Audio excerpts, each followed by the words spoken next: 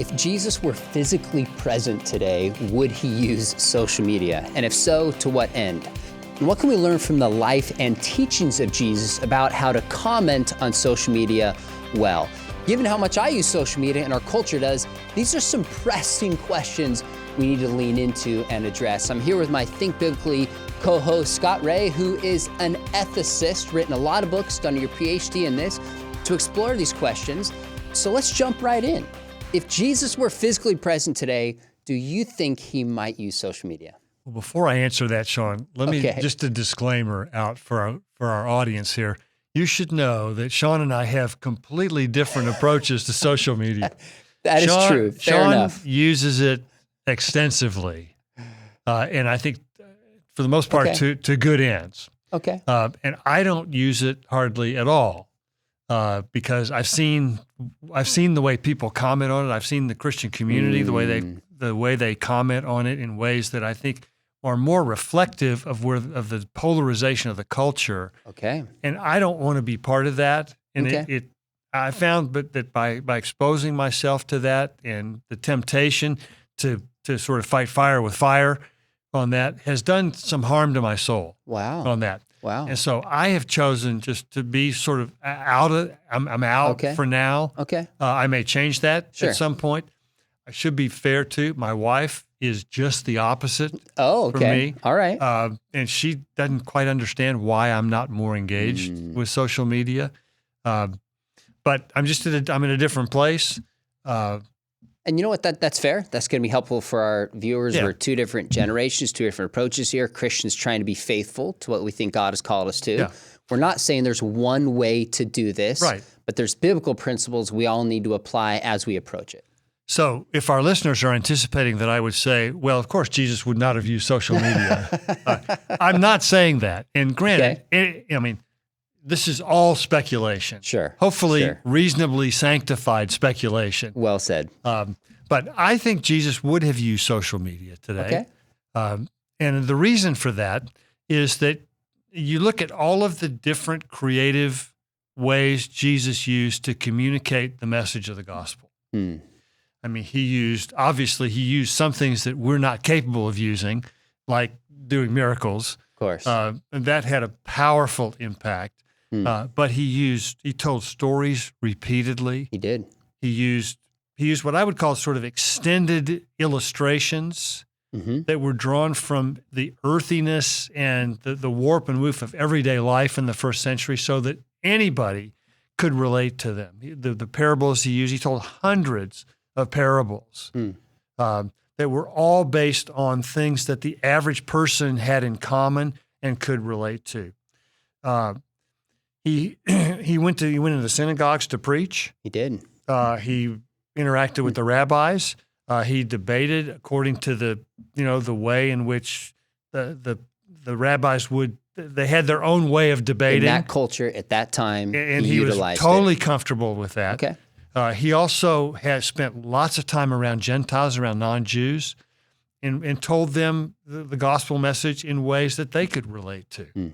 So I think given that he used so many different creative ways to communicate, I think he would have used other tools at his disposal had they been there. Okay, now before we go any further, a book, I probably won't write it, but in the back of my mind has been, because I studied communications as an undergrad, what are the communication means of Jesus? And he did certain things like, do people ask, why did he get in a boat? To project his voice. Why did he speak up a hill? I've been to the Mount I've Beatitudes. been there too. And I told our group, I said, wait up here, I'm going to talk. Right. You did the same thing to see if you could hear me. I did exactly the same thing. And it projects up the hill. Hundreds of feet away. It does. And with no artificial amplification, I mean, those people, they heard me just fine. Like this was probably, at least 100 yards away down the hill, if not more so.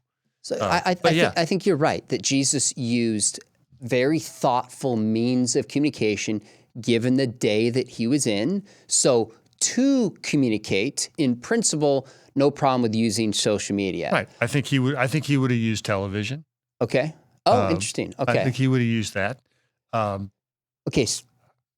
I think he might have, also had, short films.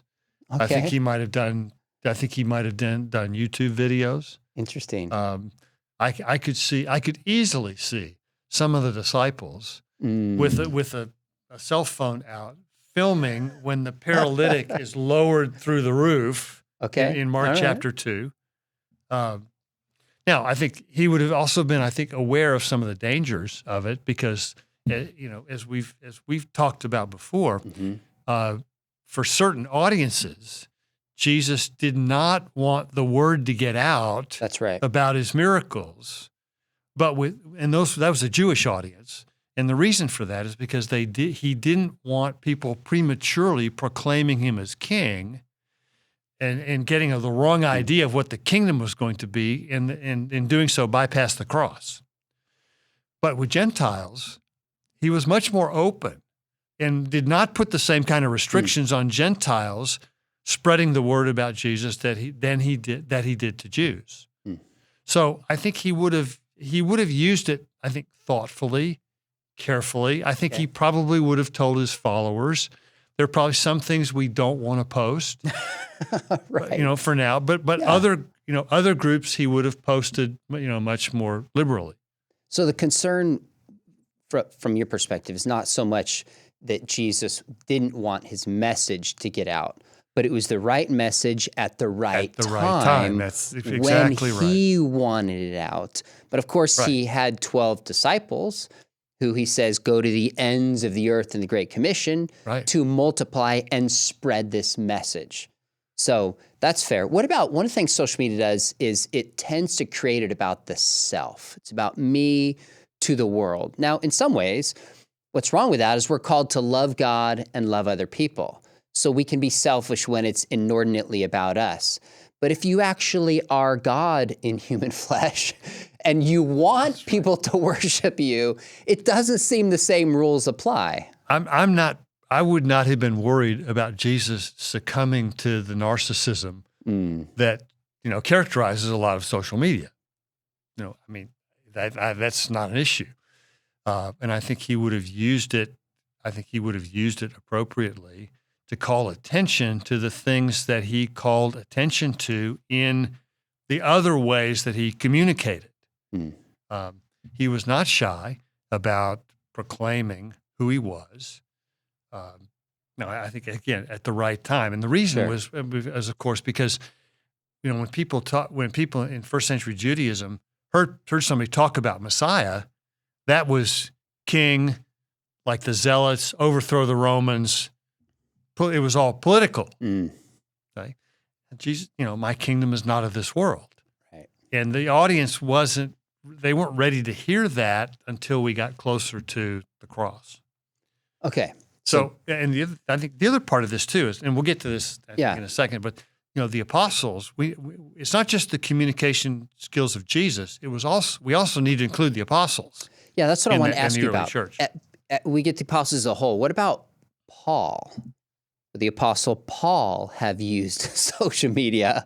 Why or why not? Well, I think undoubtedly he would have. Okay. I think there's good evidence, I think, that Paul was very strategic in the way he communicated the gospel, even when he was in prison. In fact, I think he had a communication strategy for when he was in prison. Right? So take, for example, he spent the last 2 years of his life in prison in Rome. Right? Acts 28 records that. I think you can make a good argument that by the end of Acts 28, the part in Acts about 1:8 in chapter 1, verse 8, where he promises that the gospel will go to the ends of the earth. I think by the end of the book of Acts, you can make an argument that promise had been fulfilled. Okay. Paul's sitting in a Roman prison for 2 years with nothing else to do but write letters and have conversations with the Roman centurions who were guarding him, who changed every 4 hours. He got another group of 4. And guess where those Roman centurions got posted after they did their duty in Rome? Where were they posted? They were posted to the farthest reaches of the Roman Empire. Interesting. I think that became one of the primary means by which the gospel went to the uttermost parts of the earth. I think Paul was fully aware that the people who were guarding him not only were a captive audience for the gospel, but they might have been the ones to bring the gospel to those far reaches of the Roman Empire. And I think you can make a similar argument that his missionary journeys, recorded in most of the latter part of the book of Acts, had a similar strategy to it, to reach those parts of the world. So bottom line, when we say Jesus and Paul might use social media, we don't mean any form of social media necessarily, and we don't mean in the way it's often used today, even by Christians. The end would be the advancement of the gospel. Right. Is that fair enough? I think, and I would add to that what you mentioned a minute ago, the advancement of the gospel and love of neighbor. Okay. So I think that, that puts off the table all of the snarkiness. Yep. And although I think, Jesus, I think, sort of bordered on godly snarkiness to the religious leaders at times. I agree he did. Have you not read when he knew they had read? I think that's an example, Matthew 19. Yeah. Okay, so there's a place for satire, sarcasm, that whether we use it well or not, we're not saying you couldn't in principle use it for that when we look at the example of Jesus. Right. But we don't always use it well as Christians. Yeah, I think we'll get to some of that. I think we more often than not succumb to ungodly temptations when we use it. Fair enough. So if social media is a tool to love our neighbor, and that's a range of ways we won't unpack, but that's just being kind, being gracious, caring for people, and advancing the gospel with awareness of how much social media can affect us, Jesus might use it. Now, before we jump and talk about exactly how to use it, I'm curious, I don't think I've ever asked you this straight up. Do you think technology such as social media is neutral in the sense of worldview neutral? Like, we tend to think of technology as tools that we use, but does it shape and affect us? Sean, I don't think that's debatable. Any longer. Because I think there's no doubt that it shapes us. The question is the degree to which we're aware of it, and can try to be intentional about that. I mean, I think one of the most influential books I've ever read was published in 1985. Wow. By the social critic Neil Postman, called "Amusing Ourselves to Death." Yep. And he was writing about television. Right. That's all. Right. When there were 3 channels on television. I can just imagine what he would say about the explosion of the internet and social media like we have today. In fact, his follow-up book to that was called Technopoly. And how technology, I think communication technology has formed a monopoly on how we think and how we interact with people. And I think his point, and I think he's right about that, is the influence is not only there, it's profound. And in most cases, we're not aware of it. So if I'm not mistaken, the example that he gave, or at least I remember here at Biola in communication classes talking about, going way back, the Kennedy versus Nixon debate. First time it shifted from radio to television. And those who listened on radio thought Nixon won on content, but Kennedy won because of his appearance and his charisma. He had better makeup. The medium of television shaped the way that was assessed. And if that's just television, what about 60-second videos on TikTok? What about tweets? What about Instagram posts that we can doctor and make look a certain way? What about YouTube videos? Have we minimally asked the question how they shape our brains, how they shape the way we process truth, how they shape our relationships? That's a question that often gets ignored, that if we're going to use social media, minimally be powerfully aware of it to resist its lure. And I think a passage that I always come back to is Romans 12:2, where Paul says, don't be conformed to this world, but be transformed by the renewing of your mind. And conformed is kind of a passive way of just really becoming conformed to the world around us. I think of like Play-Doh and those old like Star Wars plastic.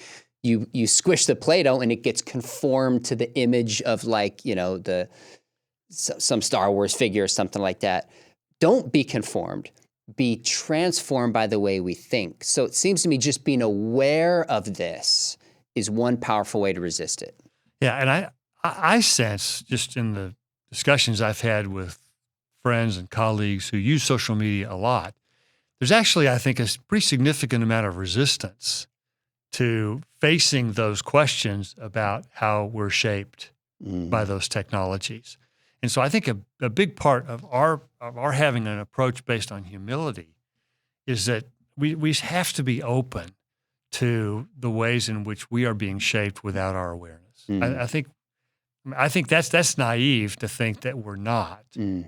And to be resistant to that, I think is actually, taking us down a road that might not be all that beneficial for us. Now, that's not only true for social media. That's true for like a clock and a watch shaped the way we dissect the world into segments. We used to not think that fashion. So this is not a reason to throw out social media, but it's a big wake-up call that says, what do we not know about affecting us? Do we have a sense of humility as we look at it? And if it comes to the point that it's negatively affecting us, got to be willing to give it up. Yeah, I mean, were it not for clocks, the Industrial Revolution probably wouldn't have happened nearly as quickly as it did, because it enabled businesses to quantify production in units of time. It was a huge revolution in just the way we thought about time, because time now was something that we controlled as opposed to it being controlled by external forces. And I think the same is true with lots of different types of media today.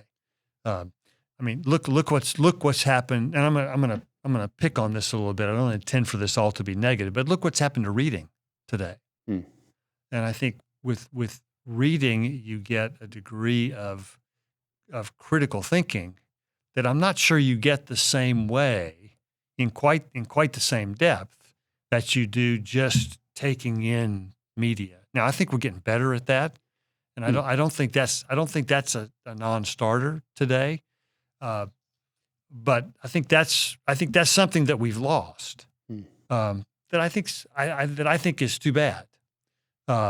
Because what I find, I assure you that if I assign for my classes a series of YouTube videos for students to watch, as opposed to a textbook to read, even a really interesting one like yours and mine, I assure you that the reading would get done at a far lesser rate than people would do the social media assignment. I'd bet my last buck on that. I think you're probably right about that. And in fairness, different mediums are going to invite different levels of reflection. So I tend to use YouTube for longer form discussions to unpack ideas. Not that everybody uses it for that, whereas TikTok, 60 seconds, music, quick, grab, implant one idea, Instagram, they all have different ways, but nonetheless, they all affect us. It's easier to watch something passively, I think, what social media is, versus reading has to be active. I think that's maybe one of the differences. So in my class, I try to use both. Watch a video, because that's what people are using today, learn how to think about it, but you still got to read. You got to do both. Yeah. And so our students would say, well, if you know that about us, then why are you assigning reading in the first place? There you go. And there's a reason for that, that I don't want to lose. But I think we should also be open to all of the different things that we can accomplish through different communication styles. And TikTok can be very effective for what it's intended to do. Okay? Now, it can also be, idiotic. Yes, as well. But it definitely can. But that's on the users and the creators of that material. But I think there's no doubt that what you can do in a different setting, is determined by that particular media outlet. So going in much more depth, I think is appropriate. You can do that, and I think even on television or radio, I'm not always convinced that those are the best medium Okay. for extended critical thinking. I remember being on a fairly well-known talk radio program that I think is well known for being more serious. I got 30 seconds to make my point. Really? If I didn't make it in 30 seconds, a host moved on to the next subject. So I for a while, I was of the view that serious radio or serious television was almost an oxymoron. Wow. I'm not convinced of that any longer because I think we have other ways where where the producer can control what's being done. Yep. And you can, how many YouTube videos today go, 45 to 60 minutes, 75 minutes. That's not uncommon. Regular, yeah. And that would never fly on television or radio today. Well said. Well, let's maybe shift into some practical ways. Now, we could talk about how Christians should or should not use social media, but let's focus down on commenting. How do we comment? So as opposed to posting. Yeah, as opposed to posting. Yeah. How do we comment, whether it's on our posts when somebody posts, or we see another post and we comment? Let's get into some of those particulars. Well, let's go back to the Jesus and the apostles. For a minute. And let's state it a little differently. Okay. How do you think Jesus would not have used social media? What are some of the things you think he would be specifically avoiding? I think he would not use social media to shame people. Okay. I see that happening a lot. Christians are not. Now there is... It's the comment that basically says, you're an idiot. Yeah, and that's a generous way of putting it. Yeah. And sometimes you don't have to say that. It's just demolishing an argument in a certain way. He wouldn't do that. Now, he does go firmly against some of the religious leaders. So I'm not saying he's a pushover, but as I look on social media, sometimes I get the impression people think their goal is just to shame others. Yeah. And to me, that's a shame. And I think Jesus clearly would not use it as that kind of means that I see Christians do. Yeah, that's not to say that Jesus didn't use really strong language. Of course. For certain folks. And in general, I think there's a pattern to that. Yes. Where people were in denial about their sin or their spiritual Agreed. condition. Agreed. Jesus was not hesitant to hammer them pretty hard. Right. But once that wall broke, once people acknowledged where they were, he was not trying completely different.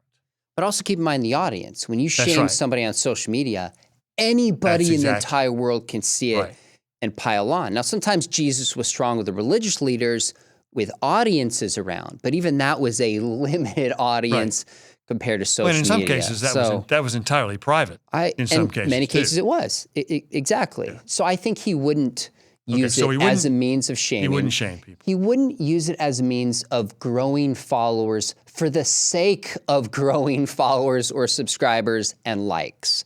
That wouldn't be his primary metric. Now, he's trying to get disciplers and followers of a certain kind. So even with the rich young ruler, he lets the rich young ruler walk away. He spoke truth to him. So if Jesus was motivated by, hey, that's a subscriber I'm losing, he probably would have dealt with a rich young ruler in a very different fashion. And why I think this is a big warning is because I use a lot of these different mediums. There's a constant temptation, Scott, to think if I label it this way, if I make a thumbnail that looks like this, if I use this title, I will get more views, I'll get more likes, I'll get more subscribers. That temptation is there.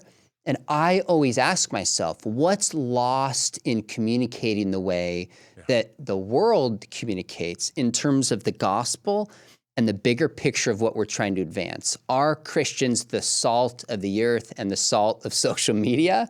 So he wouldn't be like, I just need to have the biggest YouTube channel for the sake of having a big YouTube channel. That's what Jesus would not do. And commenting in that fashion, he wouldn't comment. Sometimes I see people commenting and everyone's like, gotcha, and it goes viral because it's provocative for the sake of being provocative. He wouldn't be motivated by that. Now, I can see some things in the ministry of Jesus easily going viral. Of course. Well, I mean, they have gone viral. Right. I mean, I can imagine the disciples with a smartphone filming, when they lower the paralytic down through the roof that they've dug a hole in to be healed. or when Jesus heals the man at the pool of Bethesda who'd been waiting for 30 years to get into the waters, some of those things. But I think we need to recognize too that throughout the Gospels, Jesus was not hesitant to have followers leave him. He was not. If they weren't up for what life in the kingdom was about. That's right. He had no qualms about losing followers if it were for the right reason. And by the way, they wanted to make him king, and what does he do? He goes away and he prays. Right. That's like somebody who uses social media saying, hey, Joe Rogan wants you on. There's nothing wrong if you go on. I would go on a show, but that's the equivalent in Jesus' case. He's like, that's not my calling. That's not what I'm here for. Can we resist those kinds of temptations? Jesus knew what his end was, and he stuck with it well. I don't think Jesus would be interested in being labeled an influencer. In the way it's understood today. Yeah. For the sake of being an influencer. Well, we can shift to some of these ways of comments, but if I can make one observation about this before we jump in, because again, I use TikTok, I'm on Twitter, Instagram, you're on everything. YouTube, and I try to comment wisely. And by the way, those of you watching this, there's plenty of times I've gone back and deleted a comment. There's plenty of times people email me like, hey, that wasn't gracious. I'm like, you know what? You're right. So I'm in process like everybody else is, but my goal is to comment the way Jesus would. That's the goal. Well, and I think our audience should understand too that a lot of times, you get people commenting on your stuff with comments that have some horseradish on it. Oh yeah, the temptation. The temptation to put some mustard back on the response is sometimes hard to resist. It's tough to resist. Here's a question I don't think people ask, and I try to ask. How is this comment going to land and be received? Yeah. We're not asking when I comment, how is the person who's observing this, what are they going to think about Christians? Is this going to help them be more sympathetic to my worldview? How does it treat, like you said, love of neighbor? And the person I'm talking to, how are they going to receive it? We don't ask that. Rather, we think, I'm going to vent, I'm going to win, I'm going to prove I'm right. We don't think of the other. And I think if we paused and just asked, in terms of attitude and approach, is this comment going to help? Right. If not, don't post it. Is this going to serve the goal of winning a person as opposed to simply winning an argument? And those are not necessarily the same things. They are not things. The same thing because most people are won by how we treat them. Exactly. More so than by the cogency of our argument. Now we have to have, our argument's got to be good too. But you are generally not going to win over people who you have demolished in your comments. So I'll give you an example. I recently on my YouTube channel had an atheist New York media elite. That was his title, not mine. Writes for the New Yorker, writes for the Atlantic. He's an atheist with very different worldviews. And I interviewed him about his life, and then I had him back on, and I said, I'm going to turn the reins over to you. What do you want to know from an evangelical Christian apologist? And it was a super interesting conversation. I went through reading the comments, and there were a lot of positive Christians leaving comments. Like, hey, Adam, thanks for coming on Evangelical, sharing your perspective. Question for you. Then there was a handful of people that were attacking him. And I'm thinking, what are you doing? Here's a guy who has a different worldview, willing to come into our world, give us an insight in his perspective. And these people, I presume, are Christians attacking him. I'm thinking, do you know other Christians read this? Do you know he might read this? Like, what does that accomplish? Nothing. Maybe it makes you feel good, but that accomplishes nothing. If we just ask, how is this going to land? It's going to advance a conversation, love my neighbor. And sometimes, as we'll get into, that's asking a tough question. Sometimes that's challenging ideas. But the way it's done, we just don't think in those terms. I would rate there are some Christians who do it well, but as a whole, if I was going to lump us together, we are not knocking it out of the park in terms of representing Christ in terms of the way that we comment. Yeah, this is the question I wanted to raise. Let's do it. Before we get into more of the how to do this well, what would your assessment be of how the Christian community is doing this at this point? It's hard because my assessment is based on just my experience, and that's a lot of people commenting on my platforms. Although I go to others and comment now and then, but I guess I'd say it's probably more of an exception to find a Christian who thinks these things through and says, how is this going to land by the person I'm engaging? Am I asking a good question? Is this thoughtful? Is this Christ-like? There are Christians that do that. I'm not sure it's most. So I think it's an area we have a huge need for improvement. Again, myself included. So in other words, we look a lot like our divisive culture.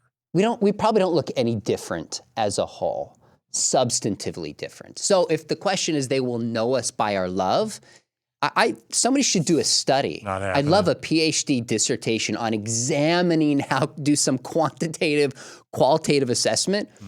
My suspicion is we'd have some things that are encouraging, but a lot that would say this is not projecting know us by our love the way we comment. Now, you did a blog post not that long ago where you tackled this question more head on, and you talk about different ways in which Jesus might, and you emphasize might because we don't know, but might have used social media.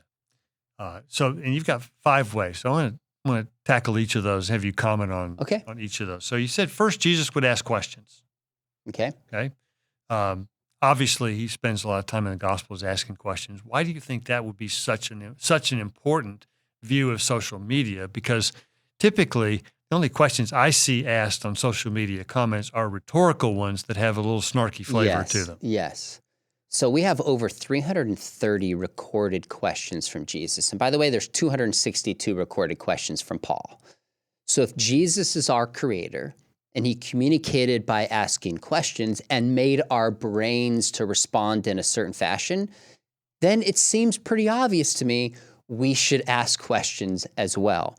Partly what questions do is, unless it's framed in a snarky way, oftentimes it lowers the temperature a little bit. Hey, I'm curious. I want to know, how would you deal with this? But also just makes somebody think. Social media tends to be reactive. Mm-hmm. Part of my goal is I just want to maybe make somebody think about something in a different angle that they hadn't. Just move the ball forward. And questions are one of the best way to do this. I mean, think about some of the questions Jesus asked. Why does this generation seek a sign? How can Satan cast out Satan? Who do you say that I am? Those are tweetable. They're quick to the point. So even sometimes when somebody criticizes me, now, by the way, for the record, if somebody personally attacks me, Christian or not, I rarely respond unless I can respond with grace, because a big piece of this is just the amount of time we spend. That's a question we don't consider.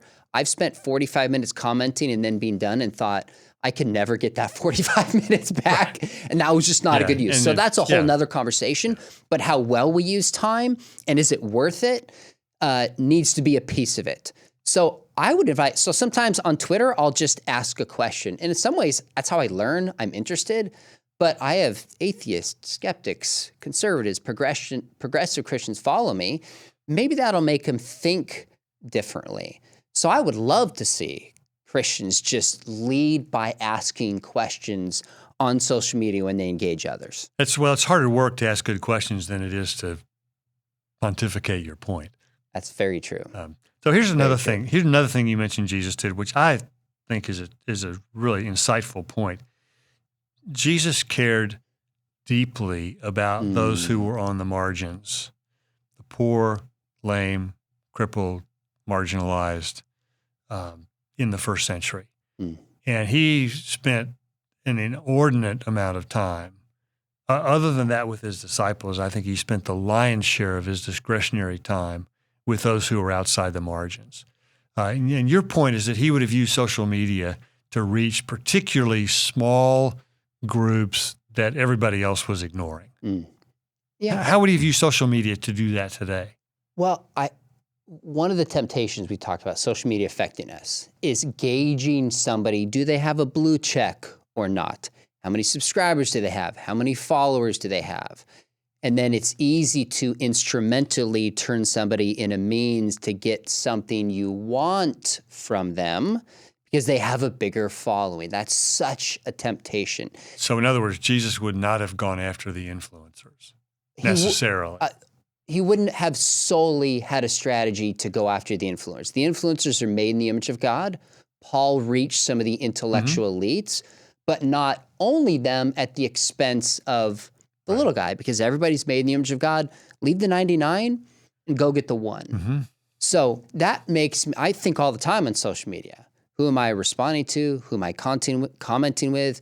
Even if somebody sends me a message, I can't respond to all of them, but I try and just say, all right, this is a real person. This is a question. There's ministry to one, whether they have a following or not. So I'll get invited on different podcasts and different shows, which is great. And I can't do all of them, but it's easy to think, well, how big is their following? I'm only going to do it if it's worth my time. And I had a high school kid reach out to me for his Bible club in another country. And I was like, this is for 7 people. If I never do things like that, I'm succumbing to not valuing the way Jesus did people without a bigger following. So I'm not going to pretend I have that perfectly dialed in, but I think Jesus would be very cognizant of everybody matters, big or small following. That's not the lens by which we should value people. You're here. And those 7 people in another part of the world, that may be the only shot they get. Yeah. Maybe so. Yeah, who knows? That's fair. Third, you say Jesus would speak truth clearly and boldly. Unpack that a bit. Yeah, so sometimes when we think about Jesus, people say, well, he told stories and he talked with kids and he was just a peacemaker. And that's a piece of it. Sort of a divine Mr. Rogers. Yeah, that's such a good way to describe it, a divine Mr. Rogers. And that's a piece of it. But as we talked earlier, Jesus spoke truth boldly and clearly. Now, he was thoughtful about how he did it. I don't want to lose this. There is a prophetic voice at times to speak out truth. And I think Jesus did that. So what I found was many more people want to lead with a prophetic voice and speak that way rather than compassionately and graciously and strategically. But as we shift towards commenting that way, we can't lose it. There's a time where you call sin out for sin and that you speak truth boldly. Jesus certainly did that. I mean, he told people to repent and believe in him in Mark 1. He talked about God's judgment in Matthew 22. You want to lose some subscribers and followers and you want to get piled on? If I do something on hell, it makes a lot of people upset. But sometimes I'll talk about it. He called out religious leaders for their hypocrisy. So a lot of that truth was inward focused at other Christians, but he would speak truth boldly and clearly at the right time and the right way. And you also say that he would be predominantly motivated by love. Sort of not in contrast to speaking clearly, but as a supplement to that, I think it's fair to, would it be fair to say that his motive was to win people more so than winning arguments? I think that's right. And I think Jesus was intent on loving people even if he didn't win them to the kingdom. That's something that we can lose as well. So Jesus asked, what's the greatest commandment? Love God and love other people.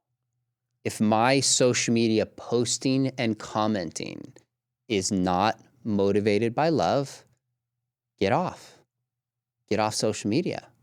That should be a bigger drive than anything else. If it's subscribers, if it's fame, if it's money, whatever those things are, if those things are primarily motivating us, we need to get off social media. At some point, we're going to do more harm than we are going to do good. And I think about the tender words Jesus said in Luke 8 to the woman who was bleeding. He said, "Daughter, your faith has made you well. Go in peace." Think about the paralytic in Mark chapter 1. You know, and that's in Mark chapter 2. But in Mark chapter 1, the leper, and he says, "If you will make me clean." He didn't doubt the power of Jesus, but the compassion. And Jesus reaches out and touched him. those moments on Twitter when you can just show grace to somebody, sometimes, again, there's probably people, and now that I've done this video, who are just going to call me forever and say you fell short. Fine, I'm in process. I'll try to own it if I do. But sometimes I literally go to my wife and I'll say, all right, this person is just ripping me. Help me concoct a gracious response. Now, a lot of those I just ignore because of the time, but that can become a challenge. How do you respond graciously when someone's just coming after you? That's how I think Jesus would be motivated. One final point that you make on this that I think is particularly insightful is that Jesus would surprise us with some of the people he engaged with. You know, the Samaritan woman at the well, Zacchaeus, the tax collector, Matthew. I've been watching The Chosen. And to see him interact with Matthew and how countercultural that was in the first century. But there are a lot of people that, you know, he interacted with that people in the first century, they wouldn't be caught dead hanging around with. How does that translate to a social media? Well, this summer I was teaching on Mark chapter 2, where Jesus dines with the sinners. And this included people like tax collectors, like Matthew, who were betrayers of their own people. That's right. And to dine with somebody communicated a sense of acceptance, of relationship, a degree of equality in that culture. If you and I were there, Scott, we probably would have been, maybe I'll just speak for myself, like the Pharisees, and be like, Jesus, what are you doing? Why are you dining with them? Don't you know the law? Look at what you're communicating. We're so quick to jump on the Pharisees, but we probably would have processed it the same. Yeah. So that makes me ask, okay, what else am I missing about the kinds of people? I mean, Zacchaeus, I'm going to dine at your house. Tax collector, what are you doing, extortionist. Jesus? Who are you engaging? So there's a number of people I've engaged with different worldviews, with different belief systems. And there's a lot of Christians quick to say you shouldn't be doing this. Now, I try to listen, and if I go out of bounds, then okay, I'll rein it back in. I've had to make some course corrections. But when it's all said and done, we shouldn't be motivated by what are the masses going to say, but is this in the model of Jesus? And by the way, when he went to dine with sinners, he didn't say, you know, live your truth, to each his own, you be you. He was gracious. There was something about him that these sinners wanted to be with him. So he had grace and he had truth. So that makes me think through, who should I be engaging on social media? I don't always have the answer to that, but it's not necessarily what the social media experts say you should engage to build your platform, or who the religious conservatives, you know, fundamentalists of the day say you shouldn't engage them. I think Jesus had a different metric. And to them, it was what? He goes, it's the sick who needs a doctor, not those who are well. So if somebody's open to have a conversation with me in spiritual things, I want to engage them.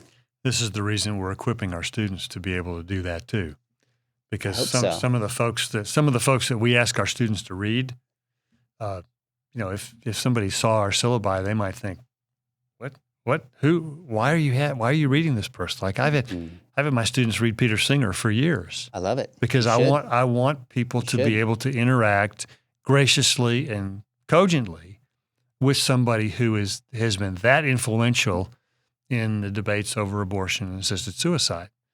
And so I think I maybe would you say that your advice to people who are on social media would be to say, hey, every once in a while surprise people with who you're engaging with. Exactly. And by the way, Peter Singer, it's one thing to read his material, and I think we do a good job at Biola reading different views.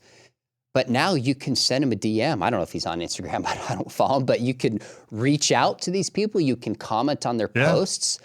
I just want Christians to say, how could you love and reach somebody like Peter Singer? Is it saying, you're in favor of infanticide? Well, I don't know. Maybe sometimes being told shocking things is what wakes somebody up. But I also know that it's your kindness that leads to repentance. A soft word breaks a bone. I'd just like us, and myself included, to ask, how can we better love people through social media, Christian or not?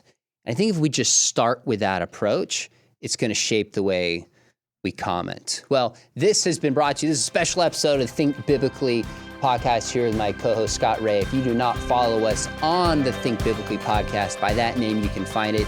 Hit subscribe. Thanks for joining us. Go out and comment as Jesus would.